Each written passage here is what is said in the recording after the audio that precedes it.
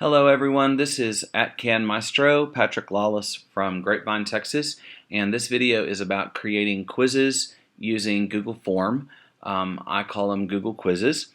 To create a Google quiz, before you get started, you're going to need to have your media files ready if you're going to use any media files in your quiz, such as images, sound clips, or videos. Images can be uploaded directly into the Google quiz as part of questions and or as part of answers, but sound clips and videos cannot. However, you can place a link into a Google quiz that will go to another location on the web, and so you're going to need a place to upload any sound and video files. I use my school website. You could also use YouTube for videos if your school allows students to access YouTube or TeacherTube. You could also use Google Drive, which is what I started to do at the beginning. A word of caution about that, and the reason I don't do it is my kids all have iPads, and if they take a Google quiz on their iPad, it'll open in their Chrome browser, and then when they click a link, if that file is in Google Drive, the iPad will open the Google Drive app to let them access that file, which is workable. It would just require them to do the double click of the home key to switch back and forth between those two apps. But I find putting them on the web a little bit easier, and you'll see why as we get into the creation process. You may also want this extension for your Chrome browser called a goo.gul URL shortener. It is right here, and it is handy. I use it every single day in my work, and you'll see why in a moment. Here we go. Let's start a Google quiz. This is my Google Drive. I have a folder called Quizzes, and I'm going to go ahead and create a new folder for this quiz called 2 Unison Ensemble Voices. This is a second grade skill based on TEAC 2.1a. There's my folder. Get inside there and do a new Google form. Okay. And here we go. Before we do any work on this, we're going to come up here to the settings and open this up. Under General, we are not going to collect email addresses. I want my kids to be able to do these quizzes whether they are logged in or not, so I'm not going to do that. So I'm not going to let that remain selected. And I don't want to limit to one response, although you can. If you're going to limit to one response, you have to have people sign in. If you're not a Google district, none of that makes any sense, so don't worry about it. Respondents can edit after submitting. I don't want kids to edit their quiz after they turn it in. See summary charts and text responses. I'm not worried about that either. Over here under presentation, I do want to shuffle question order. We'll look at that in a minute. And I do want to show a link to submit another response. My confirmation message is going to say finished. Click below to view your score and study. And then under the quizzes tab here, we're going to check this little thing that says make this a quiz. We're going to release the grade immediately. Respondents can see missed questions, correct answers, and point values. And we're going to save that. All right, so this is now not just a Google form. It is a Google quiz because of those settings that we just did. So the name of our form is going to be 2 Unison Ensemble Voices. Our I can statement is I can hear the difference between unison singing and ensemble singing, and that is TEAC 2.1a, or is based on TEAC 2.1a. All right, our first question is going to be a short answer question, and it's going to be the student's name. Okay, we're going to make that a required question, and now we want to do a new question. There we go. And our second question is going to be grade. We're going to let it be multiple choice, and our options are going to be kinder, first grade, second grade. Uh-oh. Did something wrong there.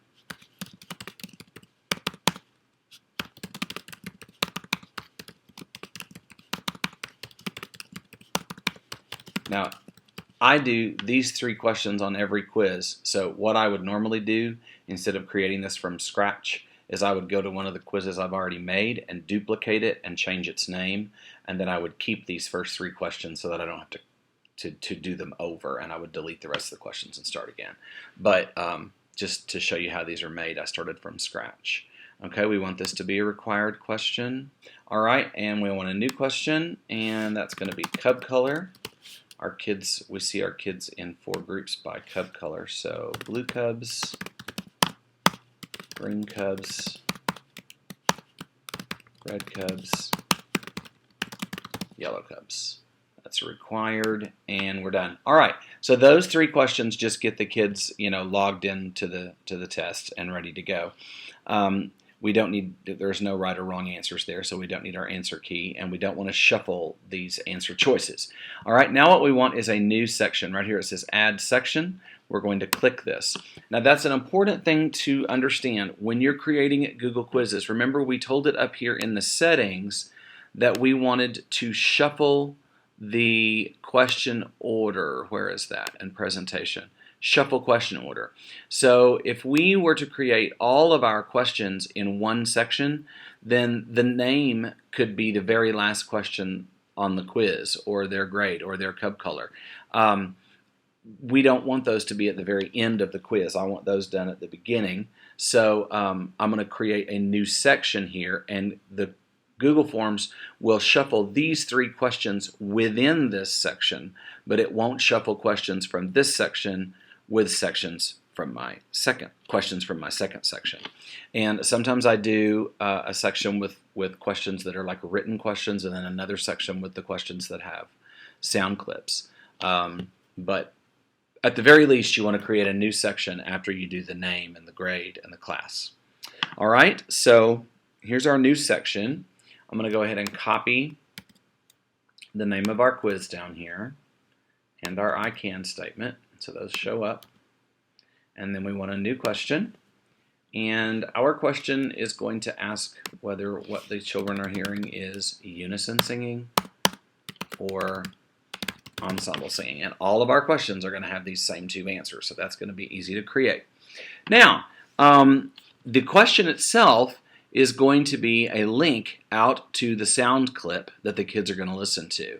So let's go over here. This is my website.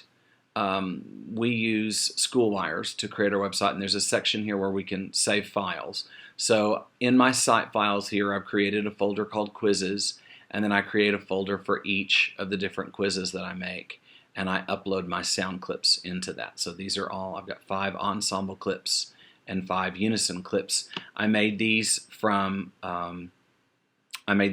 with Audacity, and just saved little clips that I thought were super clear for the kids.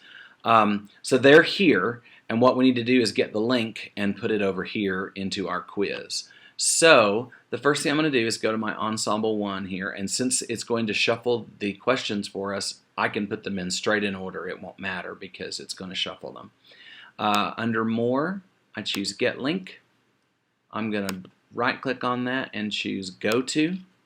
It's going to open that link in my browser. That was really loud. Let's turn the volume down.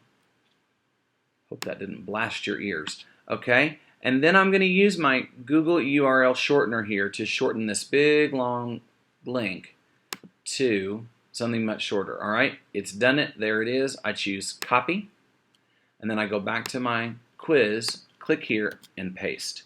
There is the link that's going to take them out to hear that sound clip. I can go ahead and close that tab. So this question is ready to go. Now I need to tell it what the right answer is. So I choose Answer Key, and I'm going to click that this is worth, let's see, I've got 10 questions, and so I'm going to make each question worth 10 points. That's easy. And the correct answer here is ensemble.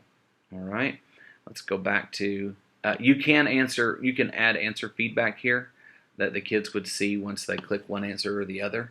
I'm not worried about that today, but that might be useful at another time.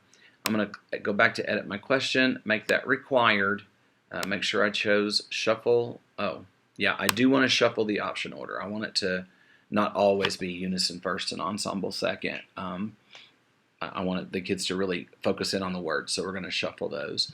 And that question is ready. So now I'm going to choose this right here, and that's going to duplicate the question. And now I can just go down through my list of clips and one at a time get the link, go to,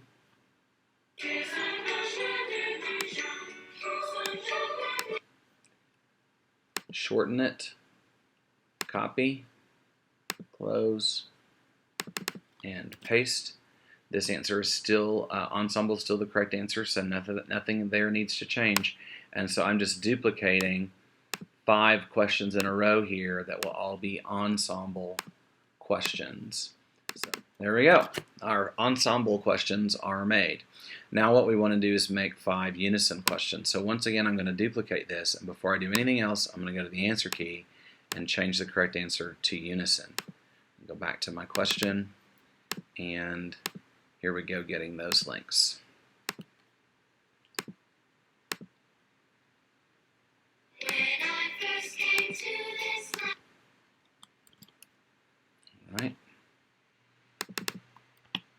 All right, we have made our quiz. We have 10 questions, and they're all queued, and the point values are assigned, correct answers are assigned. We are ready to share this with students. Now, I forgot to do something earlier, and I'm going to take care of it really quickly.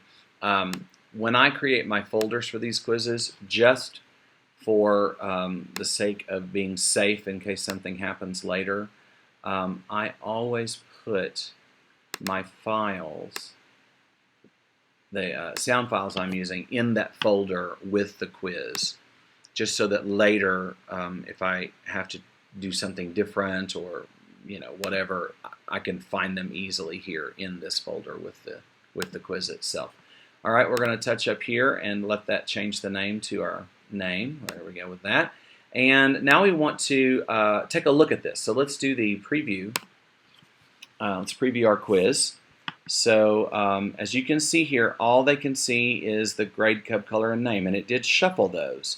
So I'm going to pretend I'm a kindergarten blue cub, and my name is Patrick. Next. And here are the questions. And you can see exactly how this is going to work for students. So here's our first question. I'm going to click the link. It's opened a new tab.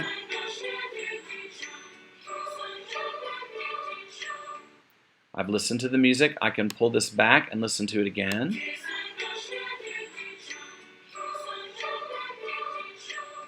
Hope that sounds good on the video. I have no idea how that's going to turn out. They can change the volume, play it as many times as they want, and then we just close this tab, and this is something you'll have to train students to do. And then over here, choose unison or ensemble. Of course, that's an ensemble example. Now we'll go ahead and just randomly choose the first answer through the rest of the quiz, so we don't have to click through every question, but I want you to see what the students see after they finish their quiz. So they can listen to these clips and change their answers as much as they want all through this page. If they get halfway down the page and realize they've been doing it wrong, they can go back up and fix it. But when they get to the end and they click the submit button, then they're finished. That grade is turned in. So we're going to click that.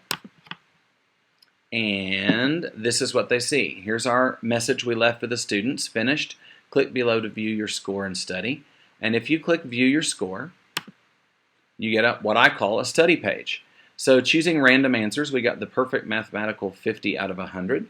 And here are our answers. So there's my name and my grade and my cub color, but here are the questions. So this question I got incorrect, obviously, and the correct answer was ensemble. That's not that useful in a quiz where there are only 2 answers on every question, but a lot of quizzes you give, you're going to have more than 2 answers. So getting the correct answer there for them is a good study tool. So I just tell my students a lot of times, the kids who are finished with a lot of things and they need an extension activity, I'll send them to a Google quiz that we haven't even formally studied the topic in class yet, and have them take the quiz. They'll do badly, but then go to the study page and listen to the clips and check out what the right answers are and see if they can figure it out. And often they can learn it just from this page going down. Notice these links are still clickable, so they can go and listen and say, okay, so I said this was unison. It was actually ensemble. Let me listen to that again.